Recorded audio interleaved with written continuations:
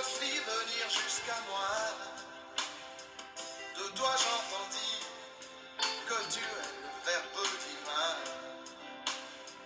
De toi j'entendis que tu es le Verbe créateur.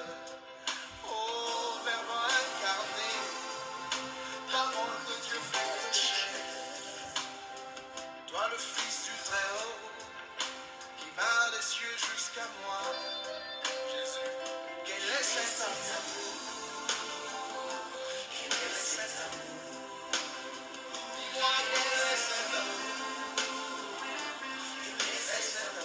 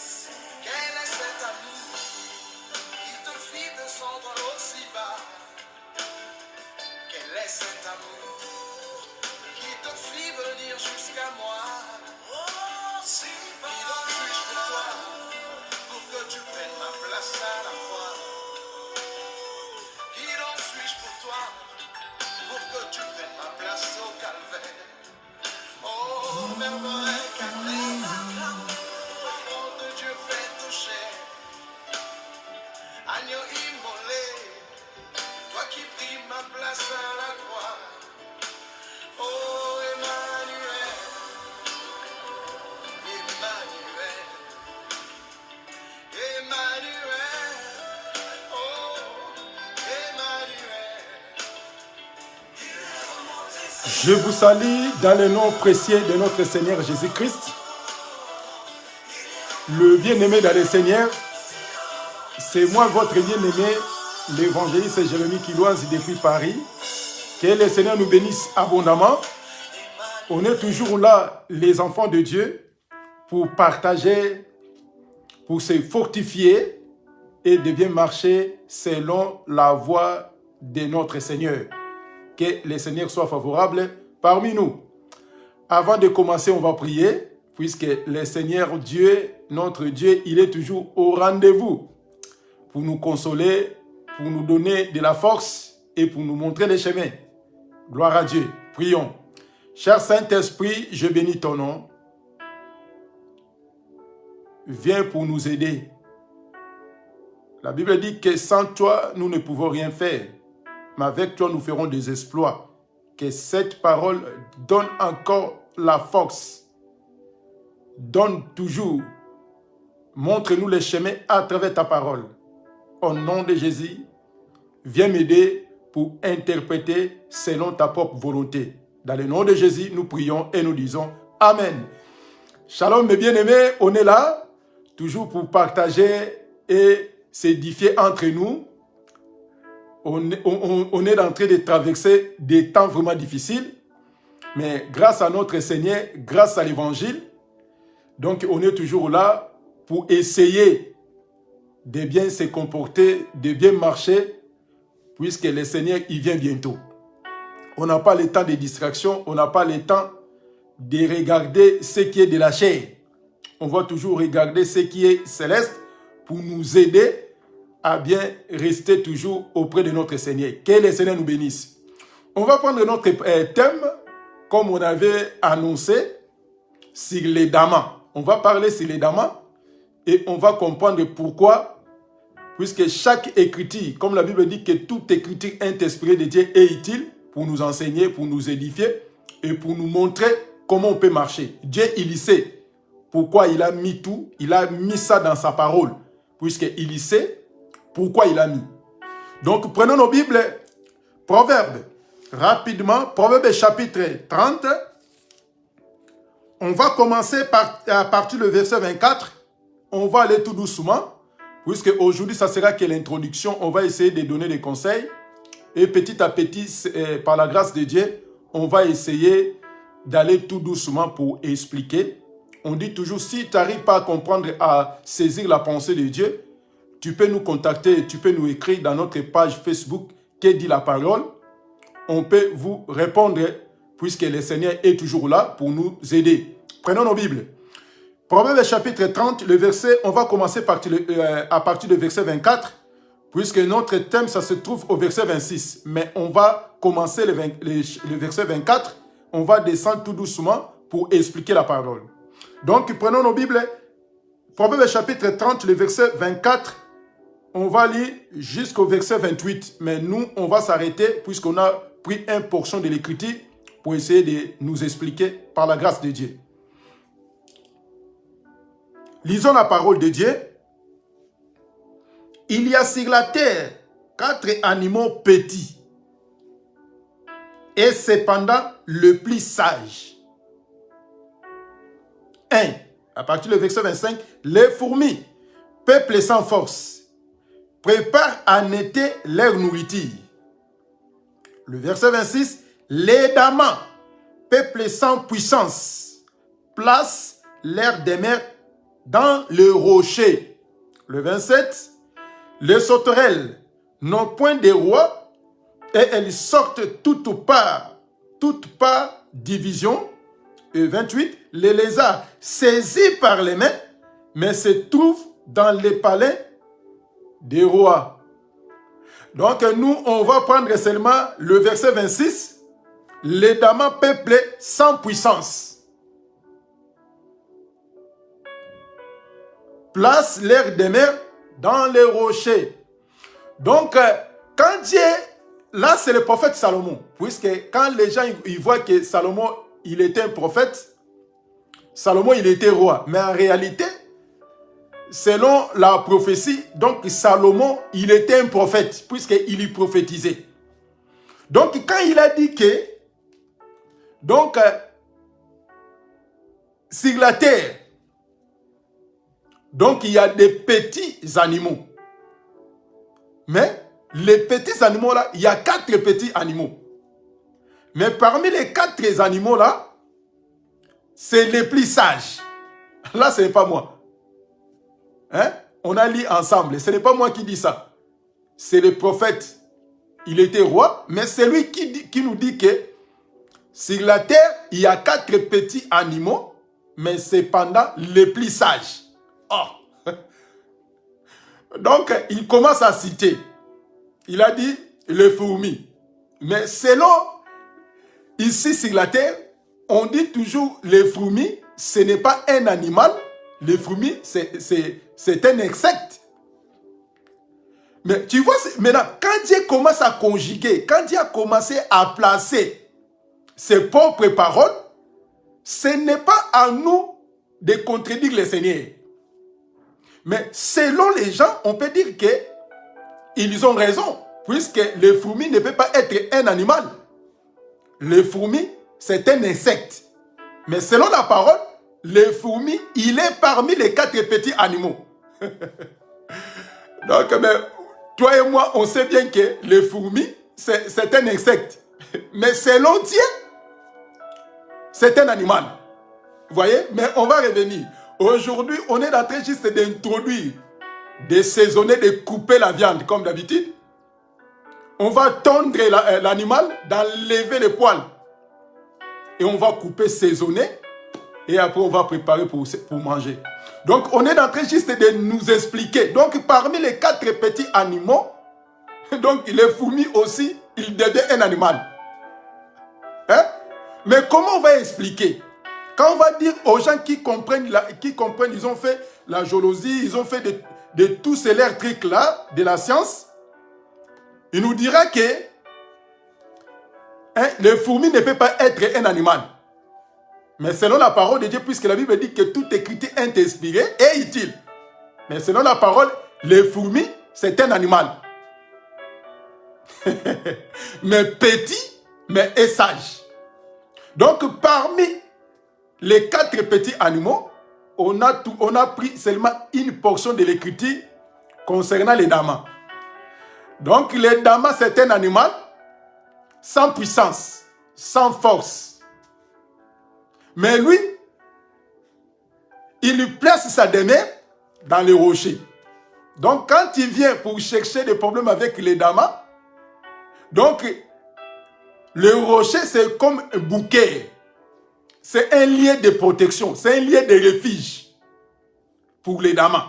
Quand il vient pour chercher des problèmes, les damas, il va aller directement là-bas dans les rochers pour se cacher. Mais il est faible, sans force. Donc, tu peux jouer avec les damas. Or que parmi les animaux, on a aussi des animaux sauvages. Mais selon les Écritures, ils ont dit que les animaux les plus sages, c'est les 4 petits animaux. Donc, les fourmis, les damas, les lézards, on connaît les lézards. Lui aussi. Donc, un animal, il devient sage. Mais toi et moi, on sait que les animaux ne parlent pas. Les animaux n'étudient pas. Mais comment Dieu, selon la parole, ça nous définit que les 4 petits animaux, c'est les plus sages. Donc, si nous disons que les lions, l'éléphant, le buffle, le tigre, donc tous ces grands animaux-là, ils n'ont pas la sagesse. Vous voyez? Donc, c'est-à-dire, quand on lit les Écritures, il faut rentrer dans la pensée de l'Écriture. C'est pour cela que Dieu a pour but de nous éclairer selon la parole. Si nous lisons comme ça, noir et blanc, on va expliquer comment. On va dire que non, tu sais, les damas, hein, c'est un petit animal là. Il a la sagesse. Mais d'où vient cette sagesse de cet animal? Comment un animal qui ne parle pas, il n'a pas allé à l'école, il peut avoir la sagesse? Si j'ai des soucis, je vais courir pour aller se cacher dans les rochers. Les animaux. Mais c'est les petits, mais les plus sages. C'est pour cela que Dieu, dans sa souveraineté, il prend quoi? Il prend des choses physiques. Il prend des choses terrestres pour nous enseigner les choses célestes. Mais si tu n'arrives pas à comprendre les choses physiques, les choses terrestres, tu auras des difficultés de comprendre les choses célestes. C'est pour cela que Dieu, il prend des choses physiques. Quand il va te dire, tu auras la facilité de comprendre. Maintenant, si les damas, c'est un animal sans force, il sait que comme je n'ai pas la force, le seul moyen, le seul endroit, si on me cherche de faire la guerre, de me tuer, le seul endroit pour aller se cacher, ça se trouve où? Ça se trouve dans les rochers. Mais si c'est un animal, mais c'est pour cela que Dieu nous enseigne. Et maintenant, toi, tu as étudié, tu as les capacités de réfléchir, de raisonner. Tu sais bien que si tu n'as pas la force, comme tu as des oncles, tu as ton frère, il est fort, tu peux aller les consulter pour venir te défendre. Mais cet animal, il a compris que lui, il n'a pas la force. Donc, le seul moyen, le seul endroit pour se cacher, quand il y aura chaud, quand il y aura la difficulté, il va s'enfuir dans les rochers. Donc, Dieu, il prend toujours les choses terrestres pour nous enseigner. N'oublie pas, puisque toute la création, il parle que de notre Seigneur.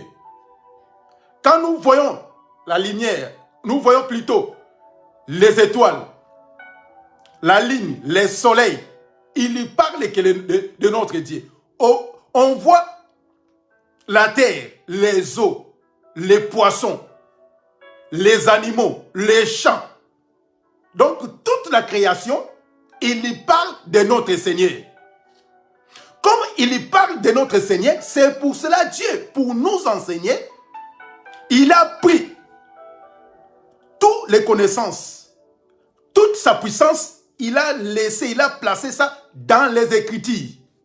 Maintenant, quitte à nous d'aller chercher la pensée et pour nous bien marcher. Mais si on laisse toujours comme ça, on aura des difficultés. Prenons un passage. Jean chapitre 3. Aujourd'hui, on fait que l'introduction pour introduire la pensée de notre prédication sur les damas.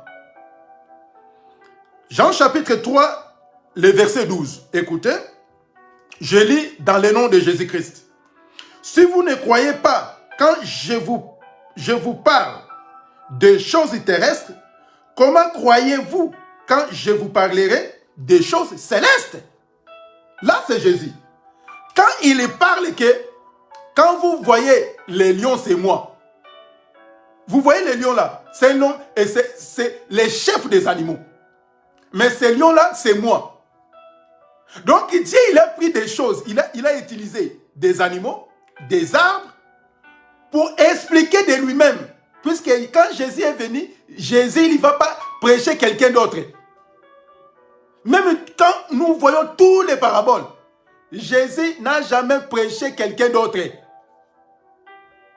Quand Jésus, il donne des paraboles, quand Jésus explique la parole, il parle de lui-même.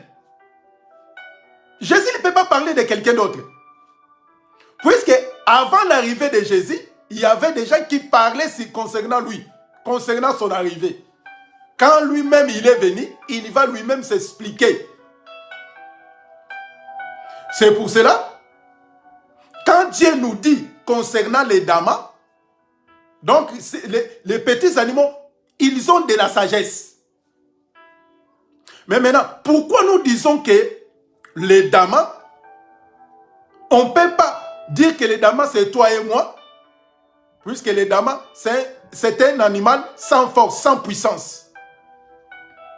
Mais il y a aussi des animaux forts, puissants, avec de la force. Si tu t'approches, il va te manger, il va t'écraser. Donc nous disons ceci. Toute l'ancienne alliance, Dieu, il était un animal sauvage. Depuis la chute de l'homme, Dieu, il était un animal sauvage. Pourquoi? Puisque Dieu tuait, poursuivait les gens. Dieu, il n'avait même pas pitié pour être humain. Donc c'est pour cela, Dieu, il était un animal sauvage. Dieu, il était en colère. Maintenant, dans la nouvelle alliance, Dieu va changer les postures. Il va enlever les costumes d'un guerrier, d'un sauvage. Il va porter maintenant un habit de douceur, un habit de faiblesse.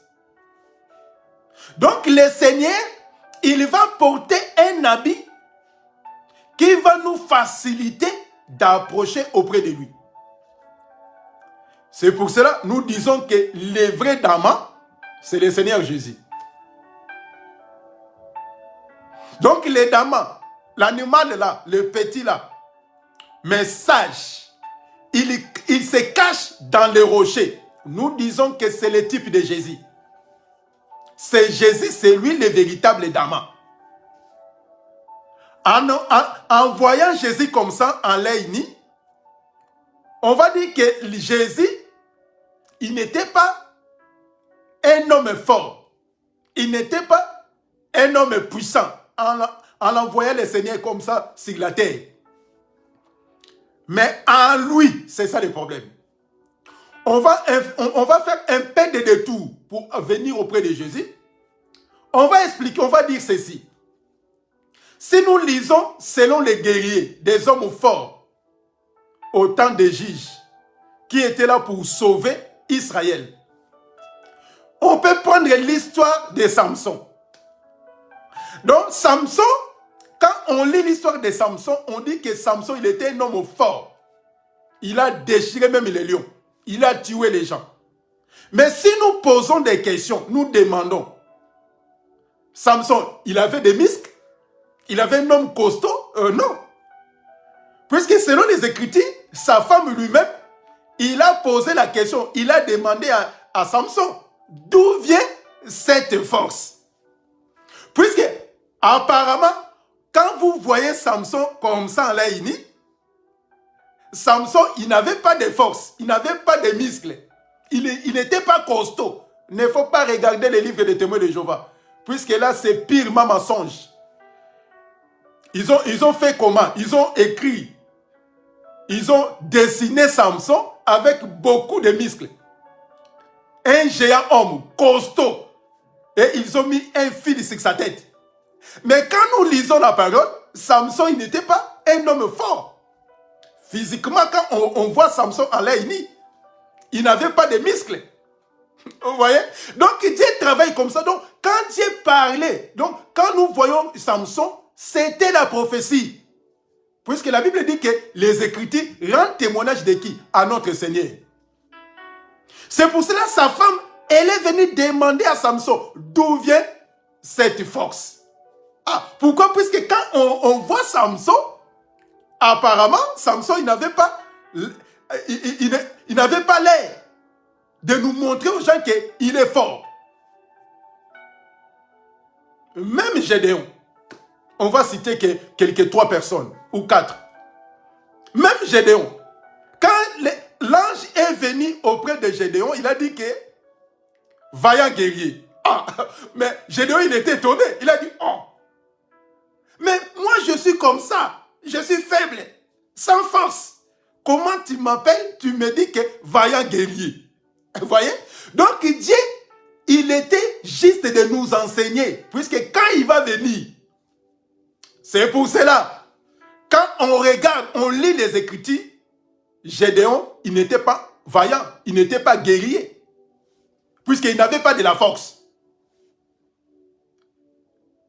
Même si nous lisons David, là on peut donner des versets, vous pouvez lire, pour Samson, on peut lire Juge chapitre 16, le verset 6. Pour Gédéon, on peut lire Juge chapitre 6, le verset 14 à 15. Donc il est sorti dans une famille de pauvres. Lui aussi, il n'avait pas la force. Donc c'est pour cela, c'était des peuples d'Ama sans force. Donc leur force se trouvait dans les rochers. Donc si tu vois que Dama, il devient fort, la force de Dama, ce n'est pas là, c'est dans les rochers. Le bunker de Dama, ça se trouve dans les rochers. Quand il voit que ça commence à chauffer, il voit que là, on veut me tuer. Il va courir jusqu'à ce qu'il va rentrer où? Dans les rochers. Puisqu'il sait que dès que j'entre là-bas, personne qui va me toucher. Donc, c'est-à-dire, apparemment, quand on lit la Bible, il ne faut pas suivre les livres des témoins de Jéhovah. Puisqu'il y a beaucoup d'erreurs. Il y a beaucoup de mensonges. Ils ont dessiné des gens avec des muscles, des costauds. C'est des mensonges. Vraiment, excusez-moi, on est en train de citer, puisqu'on n'a pas d'habitude de ça.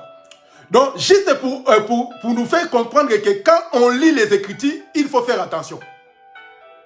Même quand on va lire l'histoire de David, quand David il était venu se présenter auprès de ses frères qui étaient partis en guerre, il n'arrivait pas à battre Goliath. Quand lui il est venu, et même ses frères, il dit, éloigne-toi, quitte. Puisqu'ils étaient habitués. Ils ont fait la formation de guerre. Entraînés, bien préparés. Mais il n'arrivait même pas à battre, à terrasser Goliath. Vous voyez, quand lui il est venu, il commence à dire que moi je vais les battre. Et les gens ils étaient étonnés. Puisque un petit, comment il peut battre Goliath? Donc tout ça là, on est juste là pour nous ramener auprès de notre Seigneur, auprès de notre Jésus. Pour dire que quand Jésus aussi il est venu sur la terre, en envoyant le Seigneur Jésus comme ça, il n'avait pas la force. Quand Jésus, apparemment quand il marchait pour accomplir la prophétie d'Ésaïe 53. Vous voyez? Donc c'est Jésus qui est le véritable Dama. Donc sa force de Jésus, ça se trouve où? Dans les rochers. Donc aujourd'hui, on est en train juste de saisonner, de mettre des ingrédients et après on va venir pour bien manger. Puisque si on lit les Écritures mal, on aura des difficultés à l'interpréter. C'est ça le problème. Et les gens, ils lisent mal. Quand ils lisent mal, il va interpréter quoi? Il va interpréter mal. Dama, un peuple sans force, mais cependant sage. Bon, on va prendre un passage puisque nous disons que les Damas, c'est le type de Jésus. On prend un passage. Et on va mettre un point virgule aujourd'hui ici. Et la semaine prochaine, on va arriver. Jean, on va prendre Jean chapitre 7, oui. Pour gagner du temps, Jean chapitre 7. Jean chapitre 7, le verset 46. On va prendre aussi le virgule 15. On commence Jean chapitre 7, le verset 15,46, c'est mieux. Jean chapitre 7, le verset 15,46. Écoutez. Les Juifs s'étonnaient en disant, comment connaît-il les Écritures, lui qui n'a point étudié? Le virgule 46. Le huissier répondit, jamais un homme n'a parlé comme cet homme. Vous voyez? Donc, parmi les 4 animaux, c'est pendant les plus sages. Alors que nous comprenons que Jésus, il n'était pas étudié, il n'était pas allé à l'école.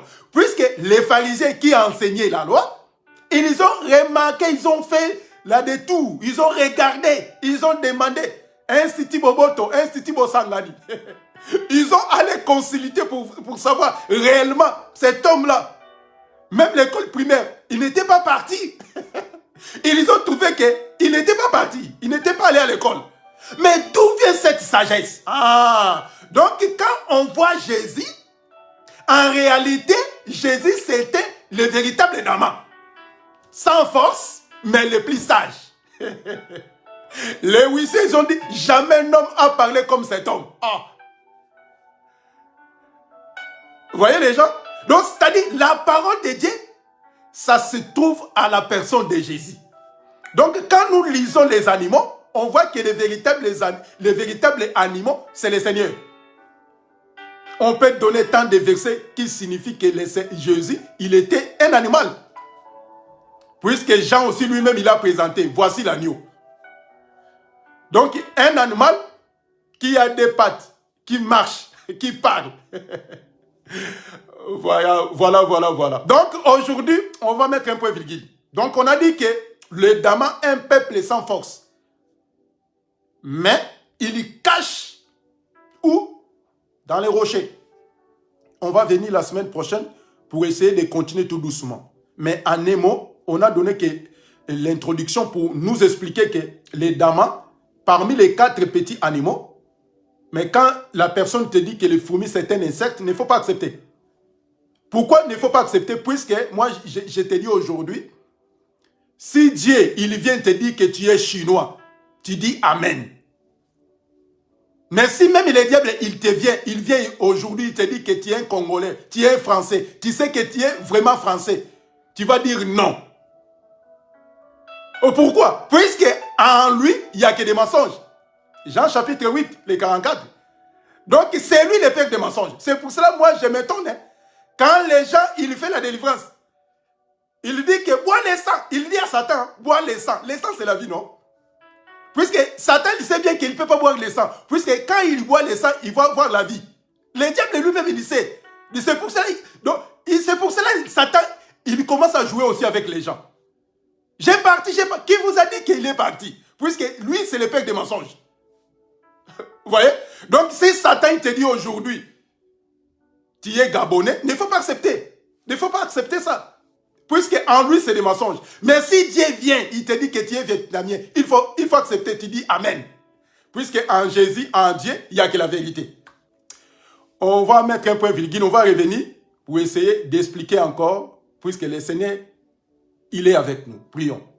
Nous te bénissons, nous te rendons gloire. Que cette prédication, l'introduction, donne-nous l'intelligence, l'ouverture de bien comprendre ta volonté. Dans le nom de Jésus, nous prions et nous disons Amen. Que le Seigneur nous bénisse. On va se voir la semaine prochaine pour continuer notre partage sur les Damas. Que le Seigneur nous bénisse. Au revoir.